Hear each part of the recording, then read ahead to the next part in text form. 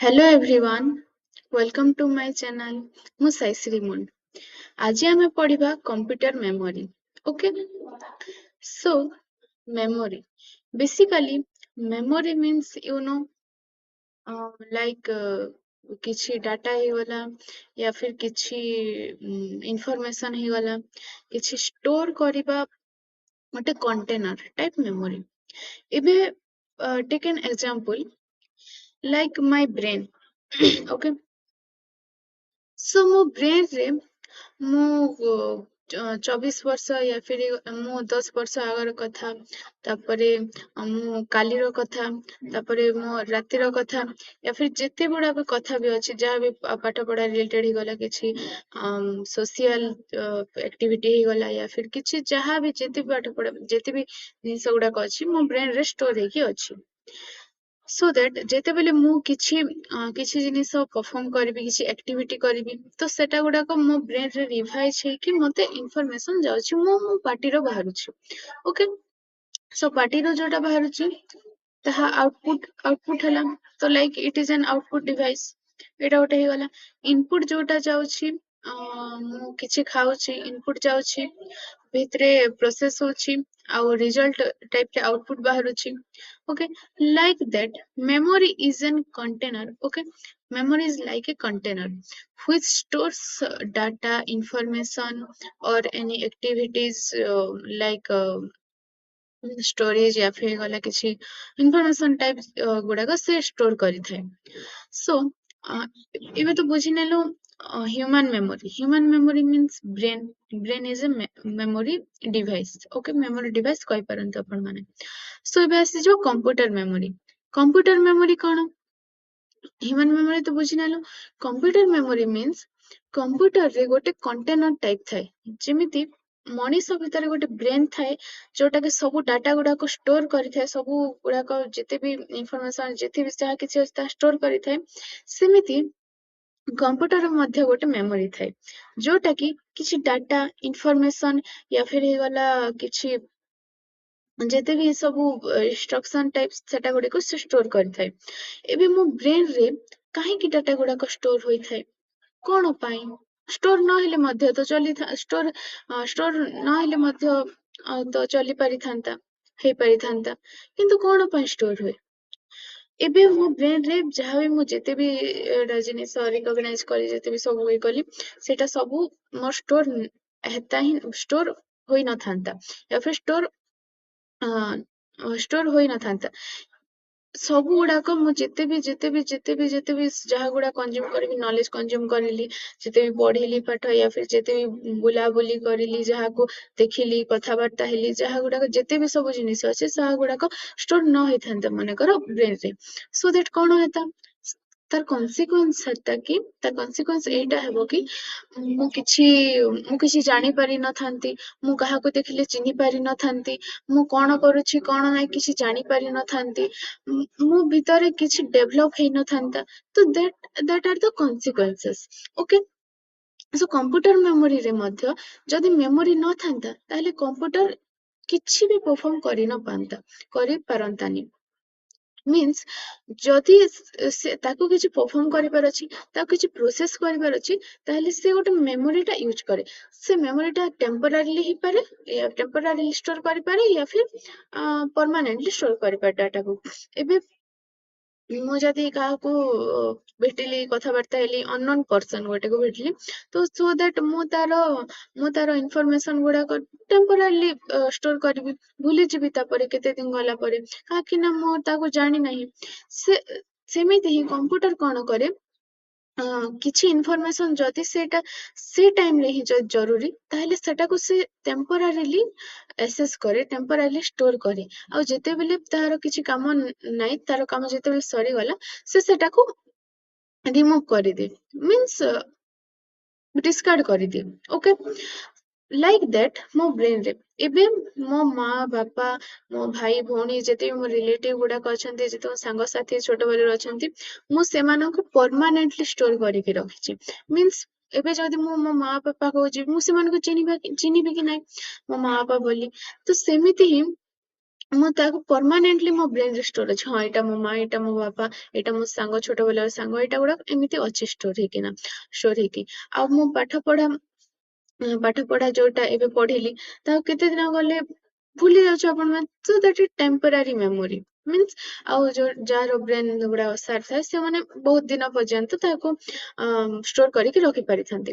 ତ permanent memory means ମୋ ବାପା ମାନଙ୍କୁ ମୁଁ ଯଦି ଷ୍ଟୋର କରିକି ରଖିଛି, ସବୁଦିନ ପାଇଁ ଷ୍ଟୋର କରିକି ରଖିଛି ମୁଁ ମୋ ମୋ ଡେଥ୍ ହେଲା ପର୍ଯ୍ୟନ୍ତ। ତ that is the permanent memory. ତ ଏଇଟା ହ୍ୟୁମାନର ପରମାନେଣ୍ଟ ମେମୋରି ହେଇଗଲା।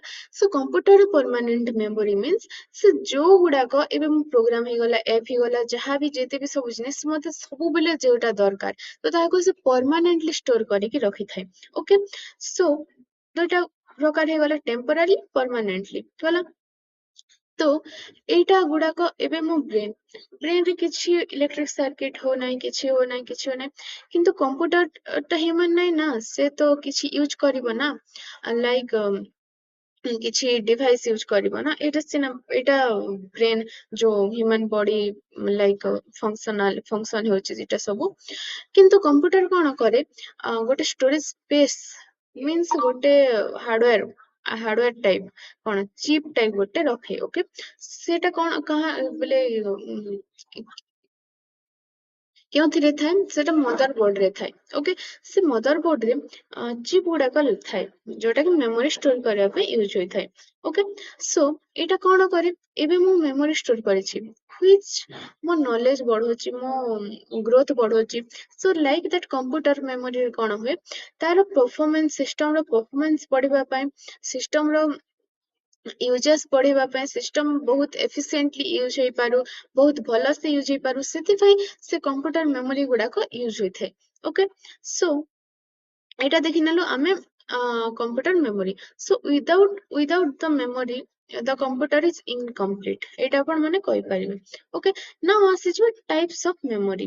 ଓକେ, ସୋ ହ୍ୟୁମାନ ବଡିର ଟାଇପ୍ସ ଅଫ ମେମୋରି ଲାଇକ କଣ ଅଛି, ଟେମ୍ପରାରୀ ମେମୋରି ହେଇଗଲା, ପରମାନେଣ୍ଟ ମେମୋରି ହେଇଗଲା, या फिर semi temporary like that memory types ଗୁଡାକ ଅଛି।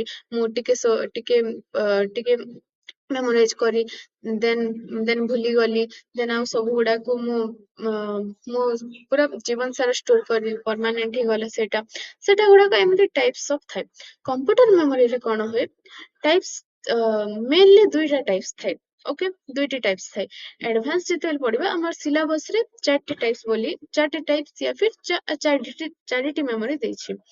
ମେମୋରିରେ ଦେଖିବାକୁ ଗଲେ ତିନିଟା ଟାଇପ୍ସ ବି ଥାଇପାରେ। ହାୟର ଏଜୁକେସନ ଗଲେ ଭେରି ଟୁ ମିନ୍ସ ଭେରି କରେ କେଉଁ ଲେଭେଲରେ ଆପଣ ମାନେ ପଢୁଛନ୍ତି। ସୋ ଏବେ ଆପଣ ମାନେ ଯଦି 2 ମାର୍କସ ରେ ପଢୁଛି या फिर 5 ମାର୍କସ ରେ ପଢୁଛି, ତାହେଲେ ଆପଣ ମାନେ ଲେଖିପାରିବେ ପ୍ରାଇମେରୀ ମେମୋରି ଆଉ ସେକେଣ୍ଡାରୀ ମେମୋରି ପ୍ରାଇମେରୀ ମେମୋରିକୁ ମିଶେଇକି ଲେଖିପାରିବେ। କିନ୍ତୁ ମେନଲି ଏଇଟା ଗୁଡାକ 2 ମାର୍କସ ରେ ପଡେ। ପ୍ରାଇମେରୀ ମେମୋରି କଣ, ସେକେଣ୍ଡାରୀ ମେମୋରି କଣ, କ୍ୟାଚ୍ ମେମୋରି କଣ, ରେଜିଷ୍ଟର କଣ, ଦେନ୍ ଆସିଗଲା ରେମ୍ କଣ, ରୋମ୍ କଣ, ଏଇଟା ସବୁ ଗୁଡାକ 2 ମାର୍କସ ରେ ବେସିକାଲି ପଡେ। ସୋ ଦେନ୍ ଫାର୍ଷ୍ଟ ଦେଖିନବା ଟାଇପ୍ସରେ କଣ କଣ ଅଛି, ଚାରିଟି ଟାଇପ୍ସ ଅଛି। Primary memory, secondary memory, cache memory, register. ତ ଫାର୍ଷ୍ଟ ଦେଖିବା ପ୍ରାଇମେରୀ ମେମୋରି।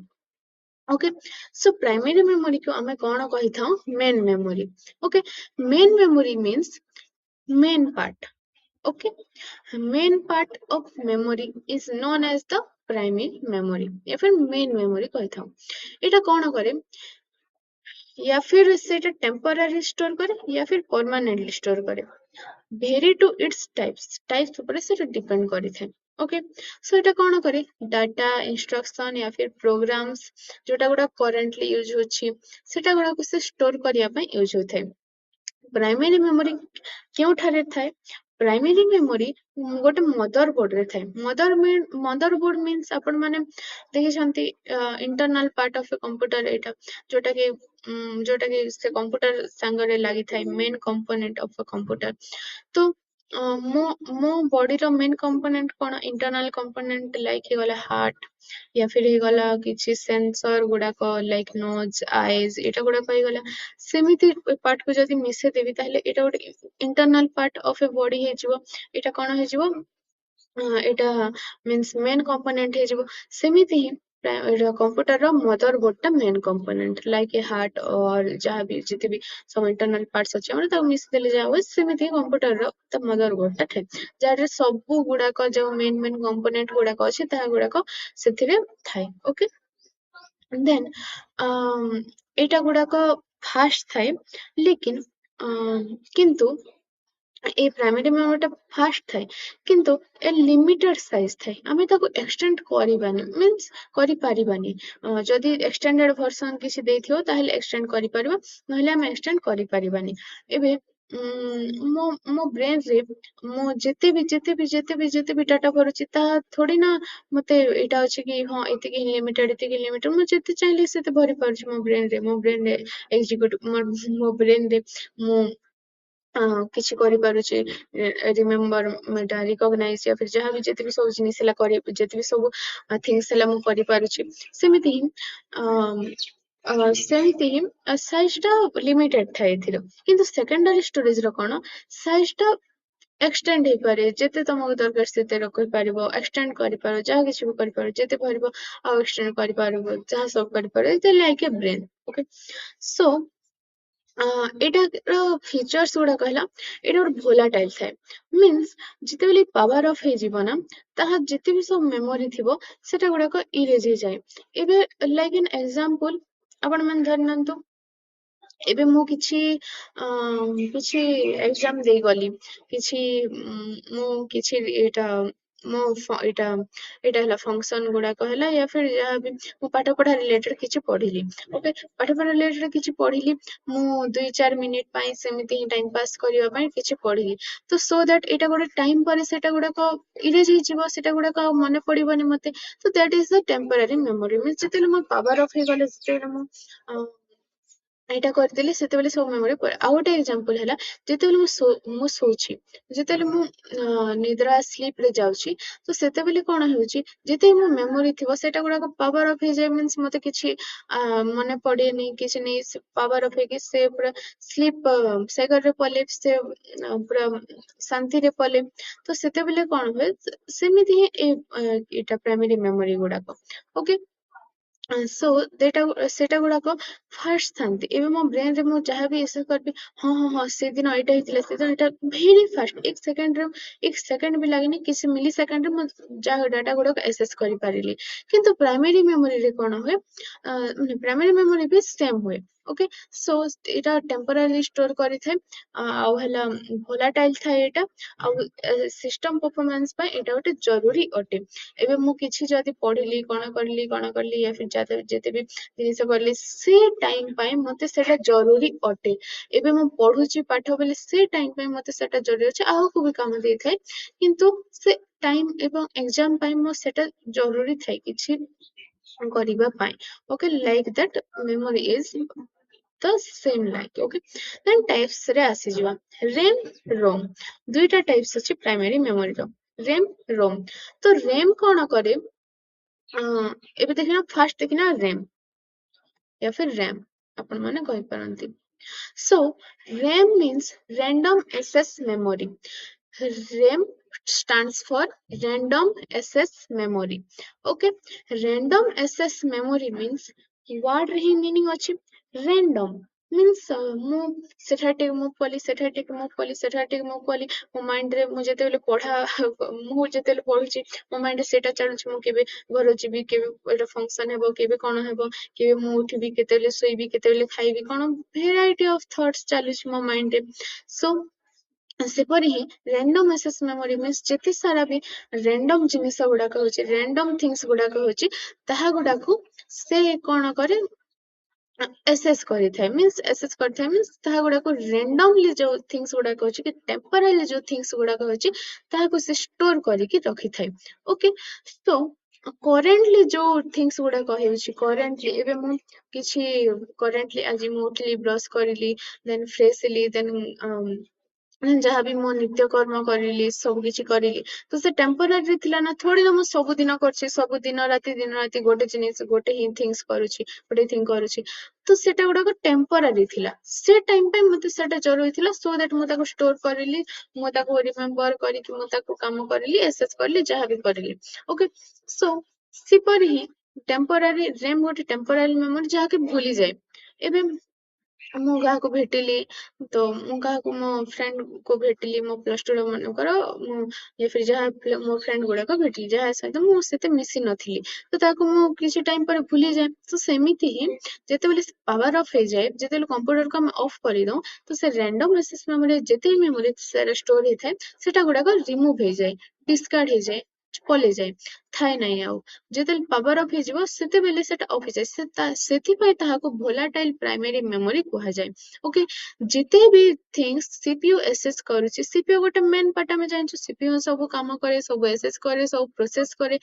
ଯାହା ବି ଯେତେ ହେଲା ସବୁ ପ୍ରୋସେସ କରେ ସେପରି ହିଁ କମ୍ପ୍ୟୁଟରରେ ଯାହା ବି ଯେତେ ବି ସବୁ ଏଇଟା ଗୁଡାକ ପ୍ରୋସେସ ହେଉଛି ତାହା ଗୁଡାକ ହେଲା ସିପିୟୁ ଦ୍ଵାରା ହେଇଥାଏ ତ ସିପିୟୁ ଦ୍ଵାରା ଯାହା ବି ଯେତେ ଟେମ୍ପୋରାରୀ ଯାହା ବି ପ୍ରୋସେସ ଗୁଡାକ ହେଉଛି ଯାହା ବି ପ୍ରୋଗ୍ରାମସ ଗୁଡାକ ଏକ୍ଜିକ୍ୟୁଟ ହେଉଛି ଯାହା ବି ଡାଟା ଇନଷ୍ଟ୍ରକ୍ସନ ଗୁଡାକ ହେଉଛି ତାହା ଗୁଡାକୁ ସେ ରାମ ଟା ଷ୍ଟୋର କରିକି ରଖିଥାଏ ଏଇଟା ଗୋଟେ ଭେରି ୟୁଜଫୁଲ ମେମୋରି ନା ଯେତେ ବି କାମ ହଉଛି ଯେତେ ବି ଟେମ୍ପୋରାରୀ ଷ୍ଟୋର କରିବ ନା ସେ କିଛି ମେମୋରି ଆମର ଫୁଲ ହେବାର କିଛି ଡର ଥିବ ନା କିଛି ଆଉ କିଛିର ଆମକୁ ଭୟ ନଥିବ ଓକେ ସୋ ଏଇଟା ଗୁଡାକ ସିପିୟୁ କୁ ଏଲାଓ କରି ଡାଇରେକ୍ଟ या फिर କ୍ୱିକଲି ଆକ୍ସେସ କରିବା ପାଇଁ ଏଇଟା ସିପିୟୁ ପାଇଁ ହିଁ ମେନଲି ବନା ହେଇଛି ଓକେ ସୋ ଏଇଟା କିଛି ନା ଗୋଟେ ଚିପ୍ ଅଟେ ଏଇଟା ଆପଣ ମାନେ ଦେଖିପାରୁଛନ୍ତି ଏଇଟା ହଉଛି ସେ ଚିପ୍ ଓକେ ମୁଁ କହିଲି ଏଇଟା ଭୋଲାଟାଇଲ ହୋଇଥାଏ ପ୍ରୋଗ୍ରାମ ସବୁ ପ୍ରୋସେସ ମାନଙ୍କୁ ରନିଂ କରିବା ପାଇଁ ଏଇଟା ହେଇଥାଏ ଡାଇରେକ୍ଟଲି ଆକ୍ସେସିବଲ ହେଇଥାଏ ଫାଷ୍ଟ ହେଇଥାଏ ଏଇଟା ତ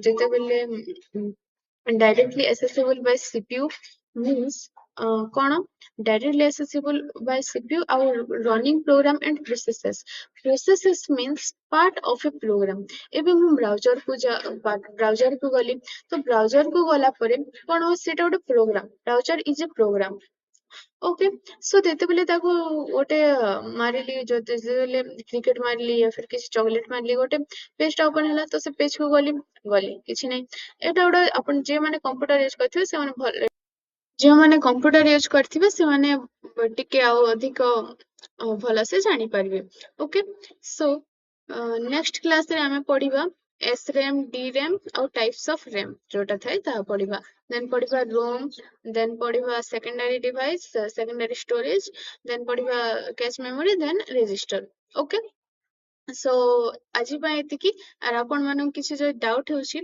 କିଛି ଯଦି ଆପଣ ମାନଙ୍କୁ ଡାଉଟ୍ କ୍ଲିୟର କରିବାର ଅଛି ତାହେଲେ ଆପଣ ମାନେ କମେଣ୍ଟ କରିପାରିବେ ମୁଁ ଆପଣଙ୍କ ଡାଉଟ୍ କ୍ଲିୟର କରିବି okay so thank you everyone thanks for watching please subscribe my channel आपण मानक भल लागे सब्सक्राइब करंतु लाइक करंतु शेयर करंतु और बेल आइकन को प्रेस कर देबे okay thank you next video रे भेटा हेबा